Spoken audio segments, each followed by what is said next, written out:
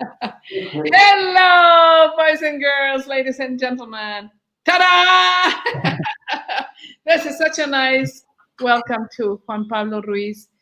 Juan Pablo, I have the huge honor to share with you what you have shared with me that has absolutely affected my life in such a wonderful way. And since I know for sure that staying in this point of calm is connecting you with the power that created all of us. Now more than ever, to be connected, which splashes, is the best service we can give to the world. Do you agree? Yes, I think that, along with working with, the thing that we all came here to work with, are definitely the best things that we can do for. What did we come to work with? It depends on each person. We all have different tasks, but usually the things that challenge us the most on the day-to-day, that gives us a good idea of what it is that we're here for. So welcome to this 9th edition of Back to Joy. How this was born for you, ladies and gentlemen, boys and girls who are going to see us maybe in not direct live. It was born because when I came from Dubai and I saw all these people so worried, don't hug, don't. I felt, wow. I mean, it's obvious they all want to just go back to joy. And there's many different tools. And today, my teacher and experience share, Juan Pablo is going to share. I'm going to do this because I want you to see my eyes, but then I cannot see without this. So also we want to welcome you as well, sweet audience, to the world of Vilas Hishu.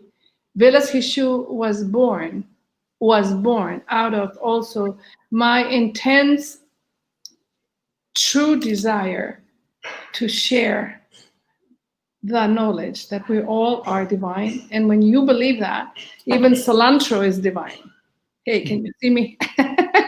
Cilantro, where are you? Here. It's a little bit going down because we are post hurricane. So here we go. Let's hope it goes.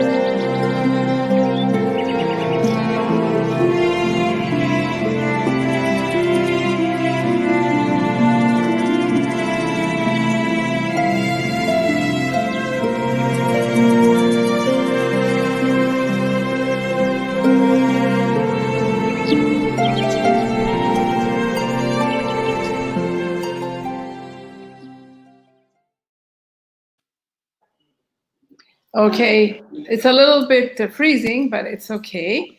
Here we are with Juan Pablo Ruiz. Who are you? Who's the man in Juan Pablo? Well, I guess the thing that I identify with the most has to do with what I do, because for me there's a line between my daily life. In some ways they're like all intermixed in a sense. So I identify myself as a husband, as a parent, as someone that is like deeply in love with nature and who's constantly seeking for, the sense of like, what is it that we're doing here? And why is it so important for us to think about how we move in life, not just for our own benefit, but for the benefit of the bigger whole, not just the bigger whole, meaning humanity, but meaning the great chain of being, the net of life, the web of life. So you're a constant seeker. I think I am, yes. So in this seeking, do you ever feel content? Sometimes. Keith, one of my teachers says that there's a difference between the energy of looking for and the energy of finding. And I think I find joy in both of them. There is a certain joy in looking for something. But it's interesting how to actually get to the place of finding, you need to leave that energy of looking for, and you need to get into the energy of finding. Well, Yes. actually having encountered something. Yes. So how do you handle that? Because I think it's a very thin line between being a seeker and being a finder. Mm. Because if you're going to be a seeker, you're going to be a seeker, uncontent. Mm. If you're a finder, it's always, no? Yeah. And well, that's the thing. I guess you can find both, joy in both. Because one thing that I've been coming more and more in contact with is the actual understanding that most of life doesn't have a close end. Most things don't just like end like a movie ends or like a book ends. Most things are open-ended. Even when they die, even when we transcend to something else, there is a transformation. It's not like, okay, the story is finished. There's something that continues. And what I have found in some ways is that this energy of seeking, if we recognize that open-endedness, then the end of seeking doesn't become to find something that will close the seeking, but to actually be marveled by what we see in our path. So it's more kind of akin to this phrase of like, it's not about the destination, it's about the journey. It's about the journey. Absolutely. I so agree with you. Now, can I show my cilantro? Yeah. Cilantro, the power of cilantro. Yeah. I will get to there because thanks to your desire to share your perspective of how to speak with nature, how to understand that this cilantro here has a huge message. And by the way, I think I feel cilantro is one of my biggest allies. You love to use this word, which I do believe. We're all allies, but there is some kind in the frequency of cilantro and mine. I don't know, but we dance all the time tango. It's so amazing. And when I put it in my cocoa in the mornings, because thanks to your wife, beautiful wife, Anaite Azul, who is guiding us in the power of opening the heart through the cocoa beans. And this is actually how you both met. I put it in and roses. And my God, okay, it's just so amazing. So I guess I do live since before this, because I almost died seeking. Who loves me? Hey, who loves me? Can you say hi?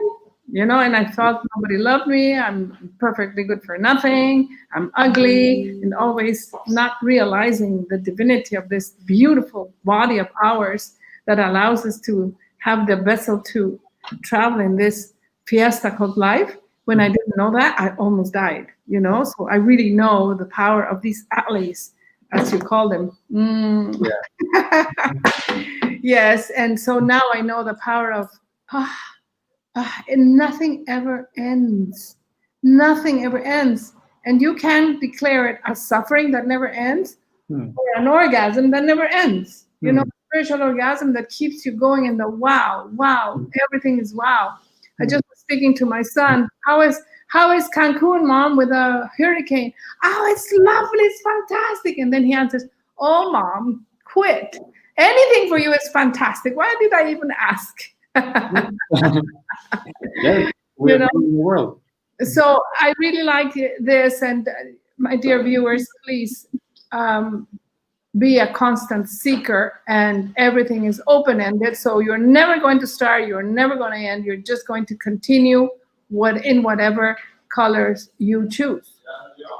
And who is Juan Pablo the professional?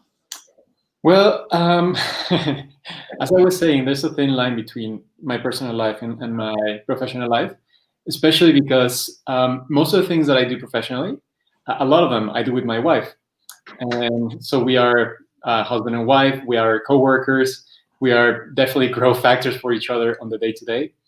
And what I do mainly is I work with plants. I do herbalism, so I do different medicines. I have a small branch which sells spagyric medicines, which we will talk about later. And I really love to teach about plants. And the way I've learned about plants, what I've kind of like inherited from my teachers, is not this kind of like linear perspective of like this plant for this illness, or The main thing about plants is like their compounds. The way that I learned from my teachers was way deeper than that. It was a teaching that really rooted in myself, the understanding that the real medicine of plants is not so much in the chemical compounds, but it's in the relationship. And what I mean by that is that the way we relate to plants, the place that we offer them in our hearts, in our lives, has an influence in the capacity that we have to heal with them. Just in the same way that a relationship that we have with a friend actually affects what comes out of that relationship. If I have a space for love for a person, what that person will be willing to give me is way deeper than if I just didn't care for them. And with the plants, it's actually much the same. Plants in many ways are like people. And the love that we give them is in some ways, the amount of love and medicine they're willing to give us back. And would you say that they're always willing to give back because they don't give back, they just give all the time? I think there's two parts to this answer. One part is that plants are some of the most giving beings in this planet. I mean, you can rip them off, you can pave the place where they lived, you can spray them with weed killers, and they will still come back. They will still come back with medicine, they will still come back with food, they will still come back trying to heal the land that we have harmed in so many ways. So in that sense, plants will always keep giving because that's their nature. Now, in a more personal way, plants are like people, and plants have their preferences. And I have had the experience of coming up to certain plants or just like feeling into them. I mean, like, yeah, this plant really wants to work with me. She's open to have this exchange. And in other times, it'll be like, no, I don't think we're going to click. So in that sense, again, plants are like people. And some people we will like, some people we will resonate with, and some we just won't feel like we can connect with. And at a personal level, that happens. At a personal level, we all find people that we love, and we all find people that we maybe find harder to love. And it's the same with plants. We'll find plants that we've had really a strong attraction and a strong resonance with, and others that are like, yeah, no, this is definitely not going to work. I so agree with you. Now that I have been, and we will speak at the end about the courses I've been taking with you in Banazul. At the beginning, I started dealing with essential oils because I wanted to bring a way of living to people that were actually devastated because their jobs were just, smoked away. And when I came in from Dubai, and I knew that many of the hotel people that were working in hotels, where they're cleaners or whatever, were simply sent home. And I got so upset. So I put in my scope of vision a world that is fed, dignified, serene, and hugged.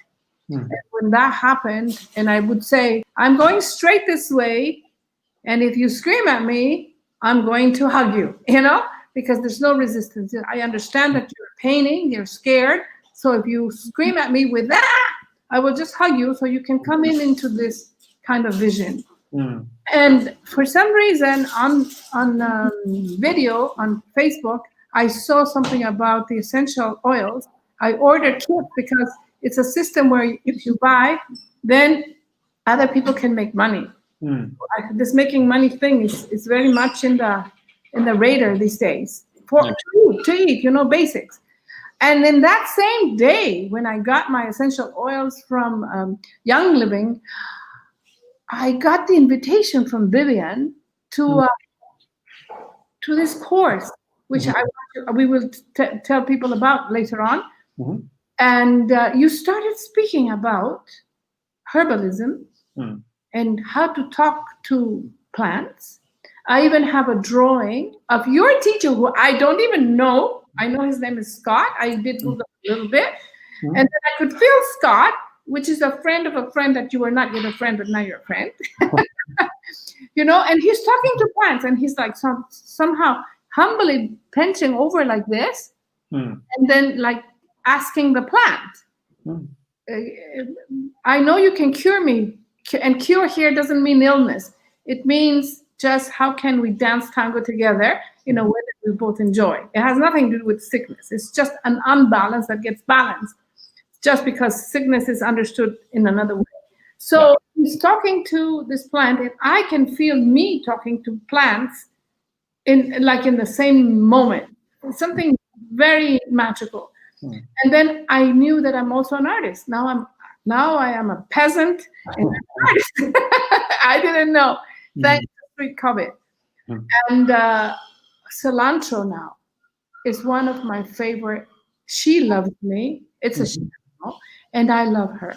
And from our orchard, when you will come, you will see we have this huge lettuces, and I take them and I cut it, and I say thank you to I ask if I can cut her, and then I remove it and I touch, like Don Mencho, the guardian of the orchard, taught me. You put the hand on top and cover that neck and say thank you, and then I put it in a beautiful flower vase. Then I just eat the bottom, until it's gone. By the time it's gone, I already have seeds.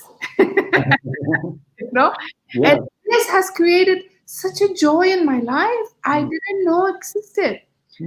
Sweet cilantro, now I have in Spanish, si le entro, means yes, I go for it. So now I can tell my Spanish-speaking people, cilantro, el poder del cilantro, cilantro! And I truly love it. I carry cilantro everywhere. In all my corners in my house, your house, I have cilantro spots. And they just like to be so peppy and so nice.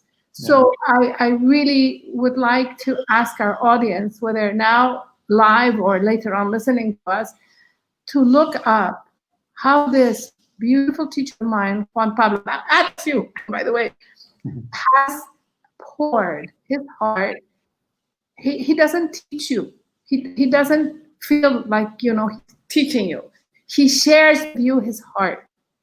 Please look into this, because truly and sincerely, you will find in your yard, in your backyard, plants that prefer you and you prefer them. And now you have new alleys that make your life so much richer. Really, thank you so much, Juan Pablo, for this. My pleasure. Really. And now I would like to ask, who is Juan Pablo, the dreamer? Well, again, they're all interconnected in some ways. And if you ask me what my dream is or what I would like to see manifest, well, it has to do with that. It has to do with this coming back to health in some ways, in the broadest sense of the word. And I was recording my workshop yesterday, and I was recording a video where I talked exactly about that, about the difference between healing and curing. And there's this teaching that my teacher gave me that I really, really took root in my heart, which is that curing tends to be focused in the outcome. So you have an illness and we cure you and you don't have that illness anymore. While healing focuses more on the way we are in this earth. It focuses more on how we walk this path and how we walk the experiences that come to us. And he tells this beautiful story about this powerful healer that has a man come to him. And this man is very, very sick, and he's actually dying. And he comes to the man for healing. And this medicine man works with him for a couple of weeks. He tends him, he gives him different herbs, he gets him to a sweat lodge, he does all sorts of things. And towards the end of these 2 weeks, he takes this man's bed out and he places it under this big, big pine. And he takes the man there, and the man lies in the bed under the pine, and he dies. He dies. Yes, and the apprentice of this medicine man comes to him and is like, dude, he died. What happened? You didn't cure him. Well, no, his body wasn't cured, but he was healed, and he died healthy. And I think that's a very deep teaching, at least for me, because so much of what we do these days, so much of our way of being in this earth, has an outcome at the end. And again, it takes us back to this close-ended loop of thinking, where we always think about the end, like what's the end, like what's the end of this, like what's the means to the end, how are we going to get what we need from this and that. And I think what this teaches us is that, again, maybe it's not so much about the end in itself, but the way we walk this path, and not just us, but how the imprints that we live will actually affect the ones that come after us. So for me, my dream has to do with this healing of whatever it is that we're doing in this world, because there is a lot of pain, there is a lot of forgetfulness. We have forgotten in a lot of ways how to be here, how to be in harmony. And my dream, and which I also find to be a challenge for myself, is how to be in this earth and walk in beauty, how to be able to touch the earth lightly, and how to help others to do the same. And it's an open-ended question. There is no right answer on how to doing it. It's a way of being in the world that requires an adjustment on the moment-to-moment basis. And it requires a capacity for living not just for ourselves, but for the ones that will come after us, even those that we will never meet. Even those that we will never meet. Even those, okay. So now we are coming to a dream that's very real for the dreamers that are in the magic of what life is really. Not this morning I was talking to my son again, Yusuf, hello, and he was saying that scientists explain everything. And then I said, I just don't feel I need to know what scientists know, because I already know that there's nothing to know. Does that make sense? Because I believe that scientists, with all due respect, they are wanting to explain what happens in the body, how do we see, how we will do that. And that is probably very useful to sort of help, like when you're an oculist or a doctor in this and that. However, I have the amazing experience that I was epileptic because I was so nervous, and I would always shush everyone away because you're going to hurt me. I would look at my eyes in the mirror and I would say, oh my God, they're so little and ugly. And my ears were like Dumbo, and everything was wrong. Everything was wrong. So of course my body is not designed for this. My body and your body and everybody's body, including you, Salon True Body, all of our bodies are designed divine by divinity. So when I remember that, then I started throwing the pills in the toilet and flushing and saying, every day I'm getting better and better. That's, of course, with the help of my half-brother, Antonio, who was a parapsychologist and knew. My mother would have never allowed me. So I had to not say the truth, if you want to put it that way. But 3 months later, the doctor said, you're cured. Yeah. I was not cured only. I was healed. Healed from not remembering that I'm divine. So I believe that the healing that you speak about is what I felt when I remembered I'm divine. Because if my eyes can see and my ears can hear, and I'm breathing as you're breathing, and every single member of Mother Earth is breathing the same air at the same time, whether you're in China or here. We're all breathing or sleeping or running or whatever. So that's a miracle to be so, so huge that no scientist can explain. And I need to know how, or is it just much easier to feel the how and yoo-hoo, enjoy? And right. So all this studying and studying and studying, fine. But don't forget that all what you need to know, in the first place, you need nothing. That's the truth, right? Cilantro, what do you need? Nothing. They don't need any. Birds, what do you need? Nothing. They need nothing. They just came out of a hurricane. In the morning, the birds were singing. There's so many trees on the floor. I went and touched them, and they told me, it's life. It's just continuing. My body will give my life to the Mother Earth, because they are going to, be processed by Mother Earth. Whether somebody burns that wood or whatever, they'll come back. It's okay. Maybe it hurt at the moment. It's over. Let's just continue. So this dream of yours, I so share it, and I can feel it because we're dreamers without science. No need for that. And I spent so appreciate that you're doing this streaming with us. Oh my God, we're running short of time. It's always like that. Oh. I want to go to what made you take the road to herbalism? Well, I always really loved herbs, and in many ways, my father was always really close to nature. My mother was always really close to nature, so it became again, they were close to my heart, but they didn't actually start starting herbalism or actually working with them as medicinals until way later in my life. And I actually studied art, so I went out. I studied in Italy, and I actually wanted to stay there and live in Italy.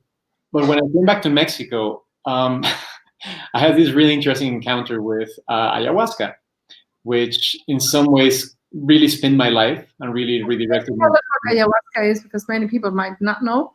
Right. Ayahuasca is a combination of two plants, and it's traditionally drank in the Amazon. And this is what would be called an entheogen, or by other people, a hallucinogen. So it's a mix of plants that would actually change your perception, change the way you perceive things, change, or rather open your channels of perception, and allow for different amounts of information to come into your being. And it's a profound experience. It can be a really mystical experience. It can be a really beautiful experience. It can be a really terrifying experience. And it can be both or all of them at the same time.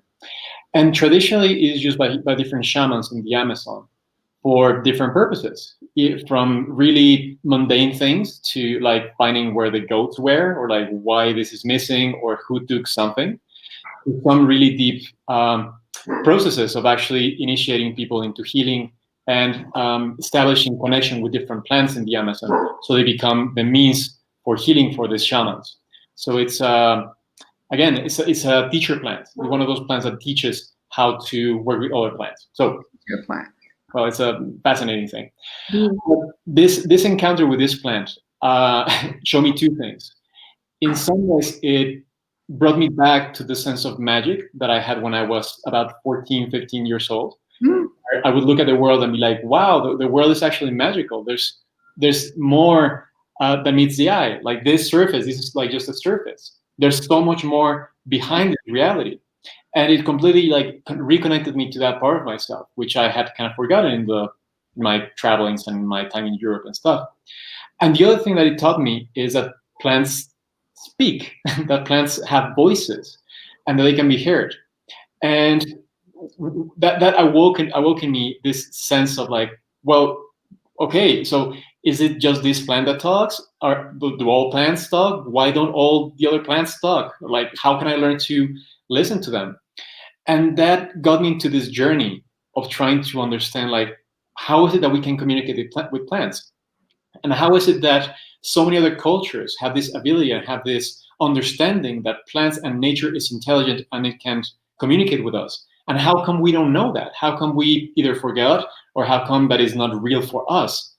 And step by step, that eventually led me to my actual teacher, to Scott Harshman, who started teaching me about how to connect with plants, how to communicate with them, and how to receive information directly from the heart of nature rather than just from books. And that's, again, like my ongoing journey at this point, how to deepen my connection with plants and how to help other people to connect or reconnect, because this is something really natural. We all have the capacity to do it. You don't need to be a shaman. You need to be an enlightened being. Everybody can do it.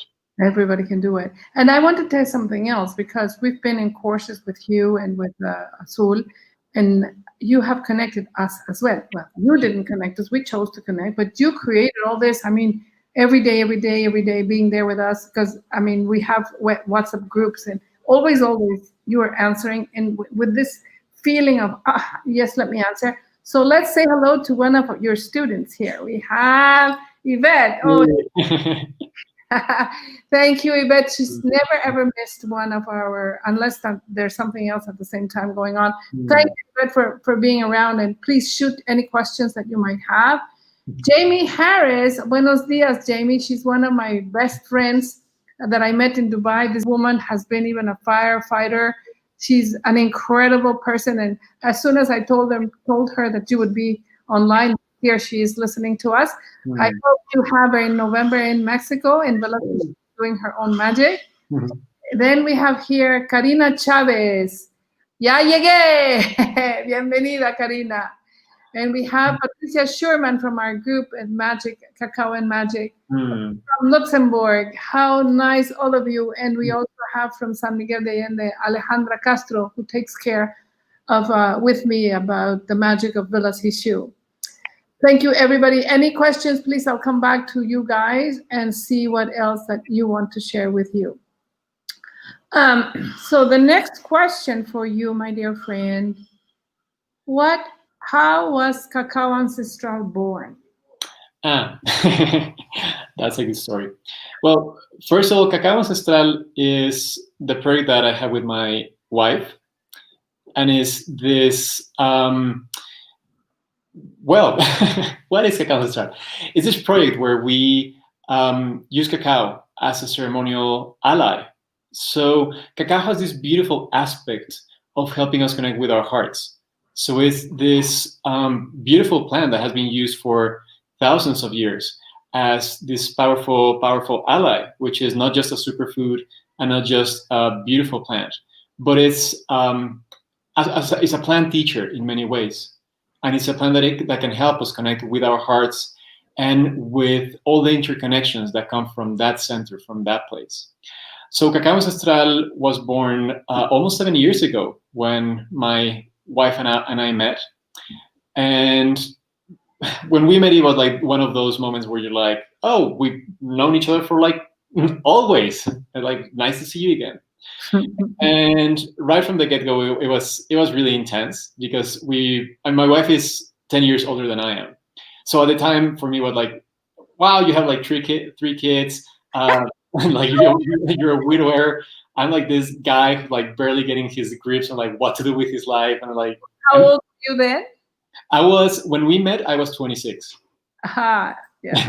Very, yeah. Yeah, I was 37. So, and the same on the other side. She was like, man, you're a kid. Like, you're just like getting your stuff together. Like, but anyways, Spirit had other plans. So even though we resisted a lot, in the end, we started going out for a while. Then we just like freaked out completely. We're like, no, we're not going to do this. We don't want to see each other like ever again. During that time, we had bought tickets to Guatemala because she's from Guatemala. So as time passed and the moment to use the tickets arrived, I called her up and like, well, we can be good friends. We can go to Guate. Yeah, let's just have fun. I mean, yeah, we didn't end up like in bad terms. We can be friends. It's like, yeah, sure, we can be friends.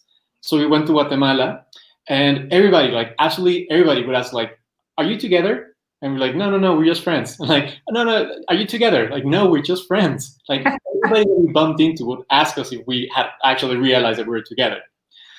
So everybody knew except you. Yeah. So eventually we made it up to Keith's place. Keith is our teacher, well, now teacher. And we sat in his porch where he holds these cacao ceremonies. He's known as the cacao shaman.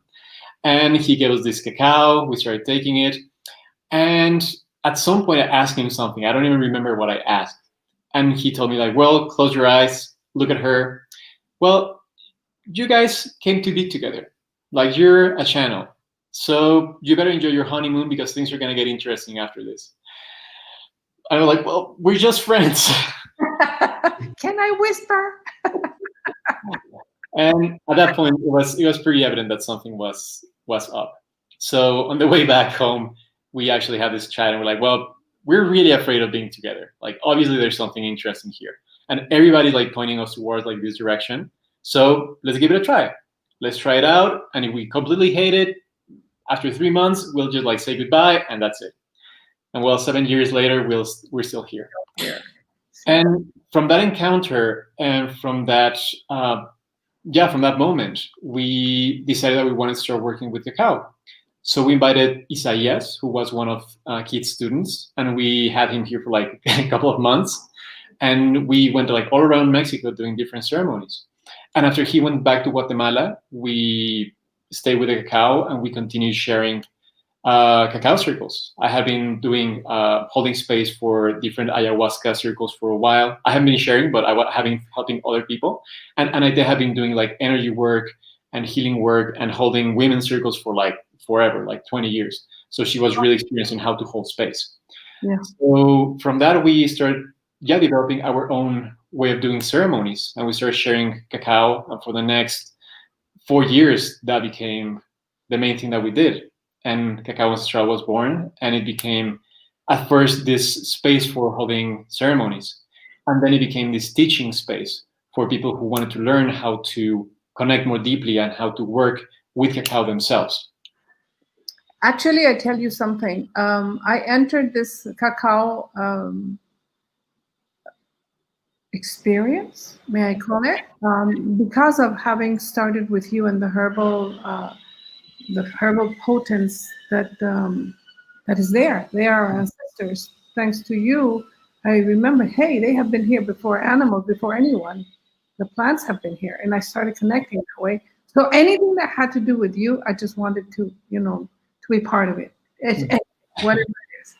And it actually ended up being extremely powerful, and for me also to share more consciously, why is it that I have chosen to stay in the appreciation and in the listening, no matter what, because that's what got me out of epilepsy back into the wonder that our bodies are. I mean, every time I imagine my heart beating, the trees giving my lungs the ability to send that oxygen into my heart, and then my heart pumps all that, saying, hey, veins and arteries, here's today's dosage, and boom. And in one heartbeat, boom, all of it is oxygenized. For me, it's a matter of intense awe.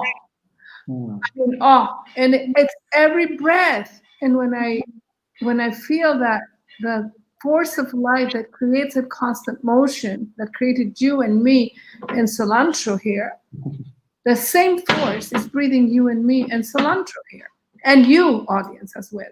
So we're all actually living that same experience according to the uniqueness of our own bodies, because this one has a green body, and it's quite different than mine. You have a male body, quite different from my husband's. I have a female body, quite different from Azul's and yours. We are all unique. However, we're all being breathed by that same source. It gives me this feeling of, it's not me, it's through me, like the trees are my best friends. I give them carbon dioxide, they give me oxygen. When can you be alone? Only in your head. And to have a course that is actually wrapped up, ready to be served, it's really good for me. For me, because I think I'm the same dreamer as you are, but you did the big job of packaging it. I just have to share it. We with you, and probably we are packaging already, all of us. Somehow you're packaging something. And if you do decide to go for the cilantro, yes, I go in, I just go all force in, you will feel that the magic is always been there, but now you allowed it. You just sat there, because I want to ask you, what did you do, Juan Pablo Ruiz Carpio, to become 50 trillion cells out of 2? What did you do? Yeah, it's a good question. What's the answer? The answer is that, again, it doesn't have to do with my conscious mind. You didn't do anything. You did nothing. What did your mother do? Nothing. You stayed there. She was giving this beautiful baking uterus that bakes children as beautiful as you. By the way, big hug to her. I met her and I love her. I really thank God for her having brought you to the world. But we did nothing. So why do we have to always achieve and do and do? Do we need to? The magic, and thank you for doing all this. Juan Pablo does experiential and Zoom events. I've done one experiential when we went to look for mushrooms, which was amazing. Can you tell us a little bit about the magic of mushrooms? Yeah, sure. Wow. I mean, mushrooms are like a whole fascinating topic in and of themselves. And you were saying that how plants are our ancestors, how they were in this land before us. Well, mushrooms apparently were in the earth before plants. So it seems like mushrooms are the some of the most ancient like ancestors to life in this planet, and they're particularly interesting for the functions that they provide in their ecosystems. In many ways, what a lot of mushrooms do is that they interconnect a lot of different species in healthy ecosystems. So if you have had the experience of like going into the forest or going to the jungle and just like lifting up like the mat of leaves that is there and finding these like thin strands of like white, just like mycelium, that's the actual body of the mushroom. That's this interconnected net of single cell strands that just binds these fungal networks into different plants, into different animals, into the whole ecosystem. And in many ways, life would not be possible. Like plant life would not be possible in most cases without mushrooms. They provide like an amazing service. And beyond like this interconnection and beyond being the moderators in many ways of the forest and of the jungle and having this capacity of interconnecting all of these species, if we take it in terms of what they do for the human being, man, I mean, it's endless. Just the food that we provide is so nutritious. I mean, mushrooms are like true food medicines because even the ones that you eat, even the agaricus mushrooms, the white button mushrooms, even the oyster mushrooms, all of the ones that we know and love, the shiitake, they're really good foods. They're really high in protein many times, but they're also chock full of medicinal compounds, which a lot of them tend to balance the organism. A lot of them tend to balance the immune system. So they're really, truly amazing beings in all that they do and in all of their capacity. They're really amazing. And we don't even know they're under us. Yeah. They're there like whispering life. So that was really interesting when I went to that course. I want to introduce the course I'm part of right now, this one, Herbolaria Quintessence. And sorry, I'm speeding up a little bit because we're running out short of time. Herbolaria Quintessencia has 3 aspects, 3 modules, if you want to call it that way. One is to educate and share knowledge related to the world of plants. Can you tell us a little bit about this? Sure. Well, as I was saying, part of my of the mission that I have is to actually help people change the way they perceive their connection with the natural world. Because I truly believe that if we want to access the deep knowledge of nature, we can't do it from the same standpoint that has led us to, well, pretty much like degrade the world as it is right now. We definitely have to stop thinking that plants are just part of the background and that they're just like inanimate objects there to be used or to be disposed of or to be just like bulldozed out because we need a parking lot or something. If we can change the way we perceive plants, if we can change the understanding that they're intelligent beings, that in many ways are way more intelligent than human beings because they have been here for thousands of years, living in harmony. While, we have created rockets and we have created cars, but that intelligence is leading us to, the brink of extinction. So it's questionable which intelligence is more intelligent, so to speak. I just love what you just said. I love to swim in the sea, and wherever I'm in a country that there's a sea, I swim every day. And I was in Dubai, which is a created sea, in this area where I was is the new Dubai. I was swimming inwards. I like to swim inwards, and I get the little jellyfish. They are my best friends, I tell you, because when you know they will not harm you. You can pet them. Well, at least that sort that I had there. You can pet them. And I was swimming, and all of a sudden, Juan Pablo, I get this vision. Do we really need all these buildings? Do we really need hospitals? I mean, I know I cured myself from epilepsy, and I don't take even an Alka-Seltzer now. I don't take any pills. I'm 65 now, and I think for the last 50 years, I've never taken a pill. And I'm, where I'm healed. I'm healed and cured. There's nothing to cure because I'm healed. And then I say, do we really need all this internet thing? Because I close my eyes, I can feel my mom. I open them and she's still around. I could feel Scott. Didn't I feel Scott? And I even drew him. Yeah. Do we really need this internet thing? Haven't we just cut the antenna that connect us with source because we want to explain by science what we can do? And like you said, how has having all this technology helped us? You want to bring her here? Let me show. This is my beautiful daughter from my sister's womb, Alexandra. She's going to Germany today. She's one of the greatest weavers ever. Look what she's bringing us today. Oh, dragonfly. Yeah, dragonfly. She's going to stay in my cilantro for now. Thank you, Alexandra. And so if we can just relax and say, I need nothing. Science is there because men wanted to know the explanation of what's going on. But what if I just enjoy what's going on and I don't need the explanation and I breathe and dance and sing? What do you say? I think there's true in both parts, and I feel that science has its place, but the thing is, it has overrun its place as well. And I think the problem is not so much that we have science, but that science has crept into the spaces that it should not necessarily be in, to the exclusion of really vital things. I mean, the fact that you have people that can explain away things like love just because they say that there are chemical impulses in the brain.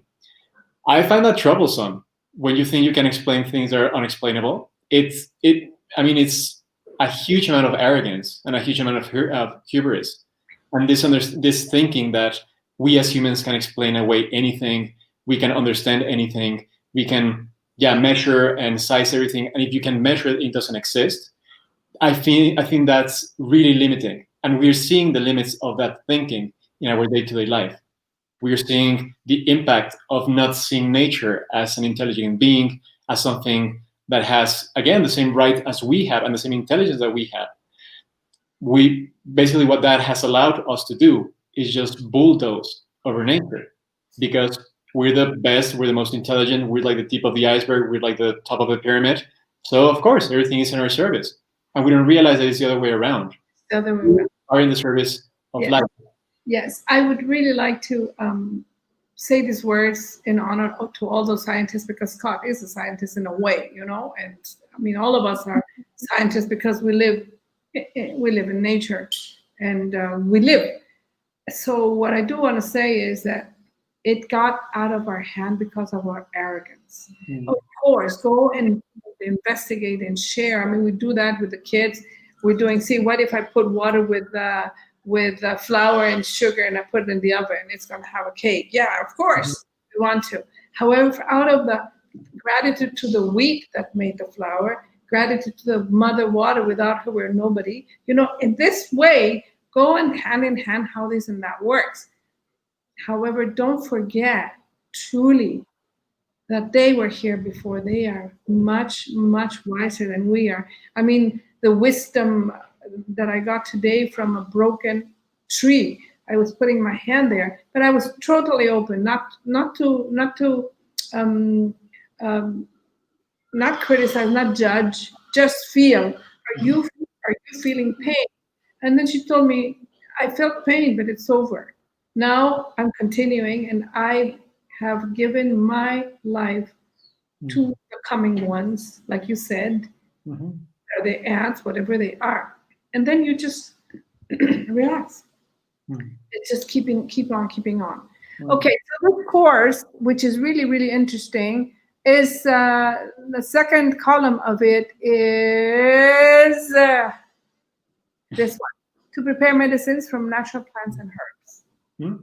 What is a medicine?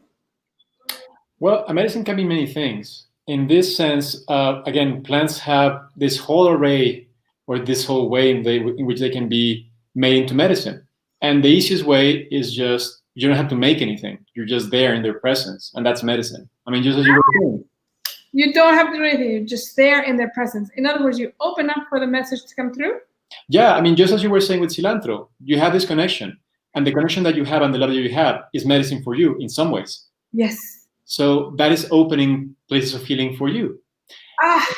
You have said something so beautiful, wonderful. Are you all there, please, listening? Just get rid of all whatever thoughts you have and get yourselves, close your eyes and get yourselves into the flower or plant that you most like, that brings you some kind of expansion as you feel it and see it. And let that be medicine just because. Just because. And then you're in the power of cilantro. Cilantro. Yeah, so I think that's the easiest way of having medicine from plants. Yeah, but you know what, Juan Pablo, it's really beautiful to hear it said with that kind of run. This is it, like, you know, the Niagara Falls force of just be in the presence. That's good enough. That's really, really amazing. Truly, guys, are people going to get this course in English? No, for now I just have it in Spanish.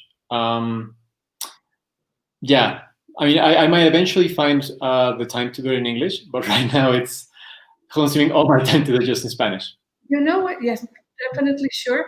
But however, I sometimes cried because my father was such a visionary. At age 3, I was already learning English in kindergarten, and you know, your modules are so concise and beautiful. They're modules of 20 minutes, 15 minutes. How about if you gave yourself, each time you make a module, you just do that same thing in English right there and then you can pack it later on, because you're already in the run. Or maybe you say, I don't even have those 15 minutes, Gloria. But if that would be the case, how many people would enjoy this? Because how many people do speak English?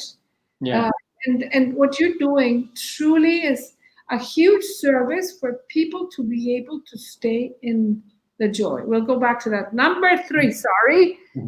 Oh my God, time flies with you. And then the third one was the study of spagyrics and the creation of alchemical medicines. That sounds really amazing. Tell us. Well, again, besides added to the aspect of having this medicine through the contact with plants, plants are, of course, great for doing all sorts of medicines and creating all sorts of medicines. And the way that I have really connected with this medicine making, or the one that has touched me the most deeply, is what is known as spagyrics. And spagyrics is in some ways a branch of alchemy that focuses in the creation of different medicines derived from plants, derived from minerals, derived from sometimes metals. So what this has in its root, the essence of this practice, goes back to, well, what I love about it is that it's science with a soul. So it's this aspect. You know what you said? I love that. So in some ways, what it does is that it has this like experimental aspect and this like scientific aspect of observing, of putting into action, of repeating like different experiments. But at the same time, it has this aspect of taking into account the more subtle energies that science does not account for. So anything from the spirit of the plant to planetary influences to the state of being of the operator while he works on a certain project. And something that I found fascinating is that one of the main principles of spagyrics and of alchemy is that the reason why we do a lot of the work that we do while creating these medicines is for self-refinement. So as you help another being to become more refined, to become medicine, you do the same for yourself. So in that way, it works exactly the opposite as modern science does, where you have an object of study and you try to separate yourself as much as possible, be as objective as you can with whatever you're studying or with whatever you're working with, because you don't want to affect it. Here, it is the other way around. You realize that there's no separation. And the thing that you're working on, the plant that you're helping to transmute into this medicine, The same thing is happening inside of yourself. So there's no separation. You can't do something to an object, to a plant, to a metal, to a mineral without doing it to yourself. So in that sense, alchemy and spagyrics really teaches us the connection between all things and how we can become medicine, how we can help other beings become medicine. And in that same process, we awaken those aspects within ourselves. And we create really powerful medicines that can help other people work not just at the physical level, but also at the emotional, at the mental, at the spiritual level. And that how, as you mentioned before, can simply be just be there. Just be. What do you say? I love my cilantro. Just be there. You know, for me, your presence, just your presence, whether you're in front of me or you're not in front of me, I close my eyes and I feel it. You are the one who first taught me how to travel into my heart, you know, with the imagination. Imagination is one of the biggest powers. However, what is in that vision of yours, sharing what you know, sharing your experience, is the intense certitude that what I do opens up a path for the ones yet to come. Could be your children, could be somebody else's children, could be new mushrooms, I don't know, whatever. What we do has an effect on everybody else. So now the last question. I love this question because it's going to help everybody. Can you give us 3 tools that you use to go back to joy in times of challenge? Well, the first thing would be connection with nature. Ta-da! I love it. That's what got me out of epilepsy.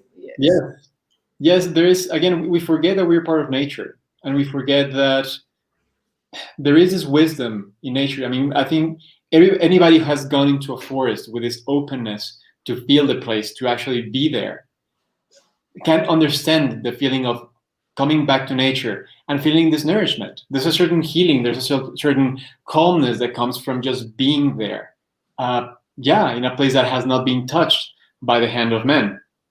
And this is definitely medicine of the kind that we're talking about. Just of being there, of being present, of being in contact with something bigger than us that holds us and that has this unconditional love.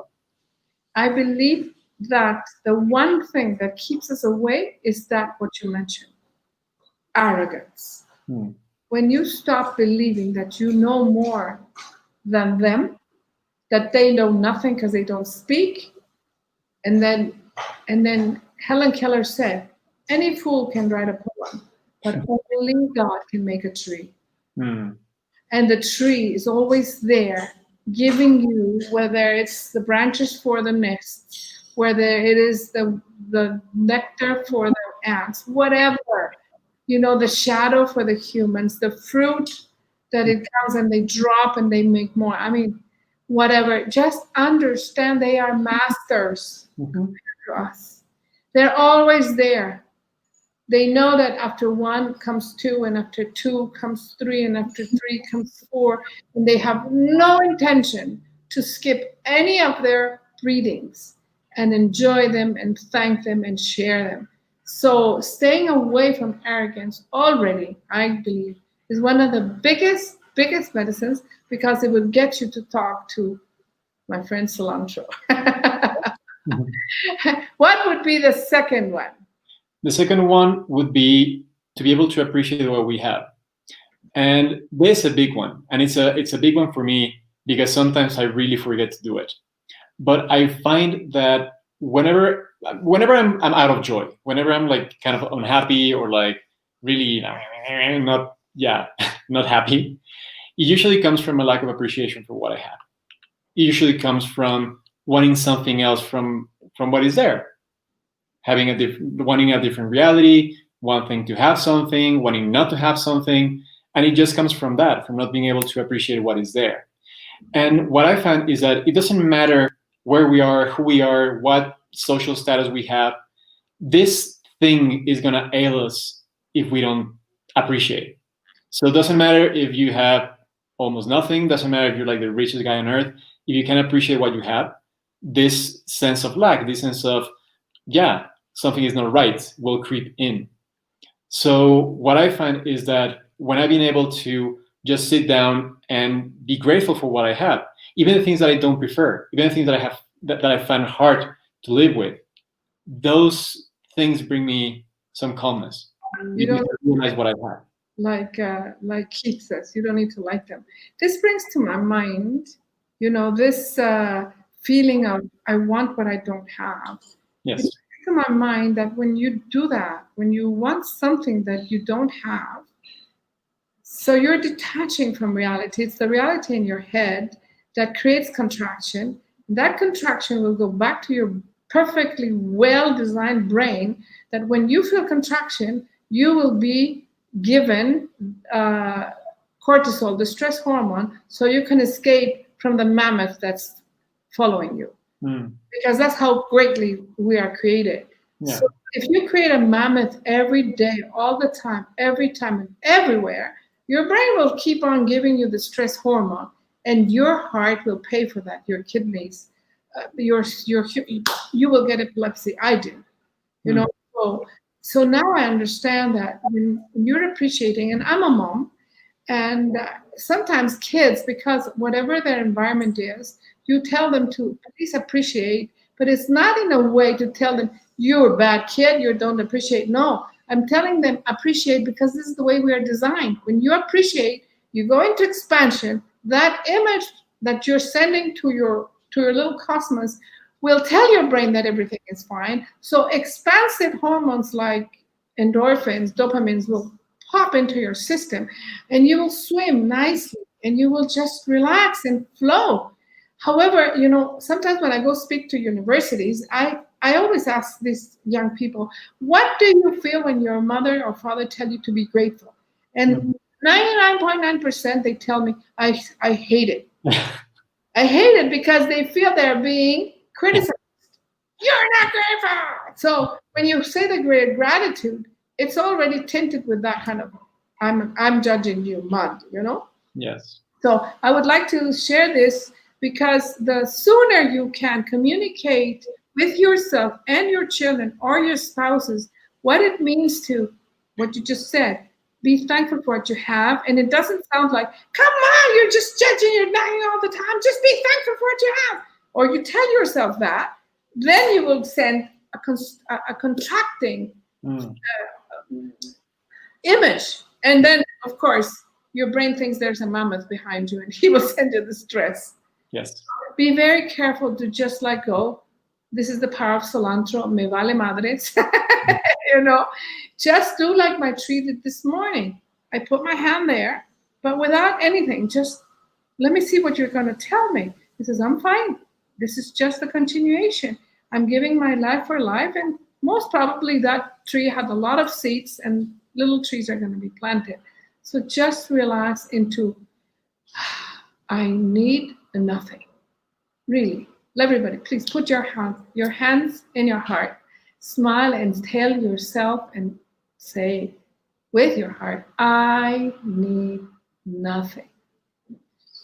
Take a breath and say again, I need nothing. Well, then you don't. You need nothing. Just enjoy and celebrate. And the third one, what would that be? Oops, we lost you. I hope he comes back soon. So what would the third one be? And he said, dealing with our shit. He wanted to keep the word shit because he says he doesn't know how else to describe when you create your own stories. So be kind to yourself, he says, when you create your own stories. And when you are kind to yourself, then your mind will go to expansive images. And in those expansive images, your brain will give you the endorphins and everything will be fine. So you will know how to detach from that situation that you don't like. So it doesn't matter if you like it or not because you're detached.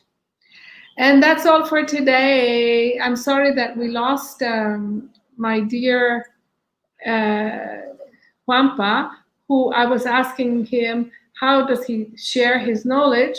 And I'm going to add here his contact address, so you can contact him, and you can as well be part of this amazing world of herbolaria, of cacao ceremonies, and loving yourself no matter what. Let's see, we have here a last message from Vilas Hishu to you all. Let me get rid of this. So let me take you to Vilas Hishu and to our orchard. And let me find where that is. And thank you to StreamYard for allowing me to have this beautiful, beautiful.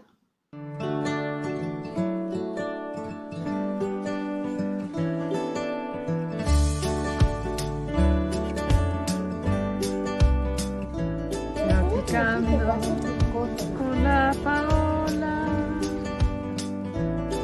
Hijito Martín.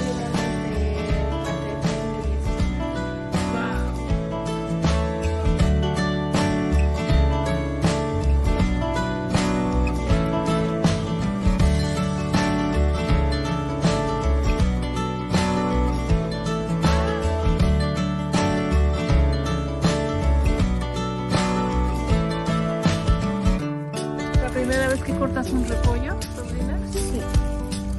Gracias por cuidarlos y de nutrirlos. Gracias. ¿Verdad? Sí. ¿De aquí? Gracias.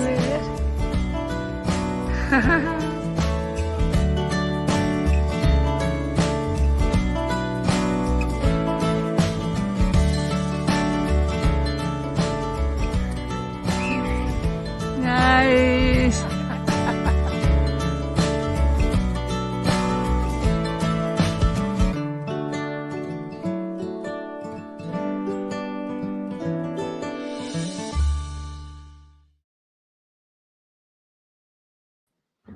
So welcome to Vilas Hishu as well, where you will come and feel your own greatness.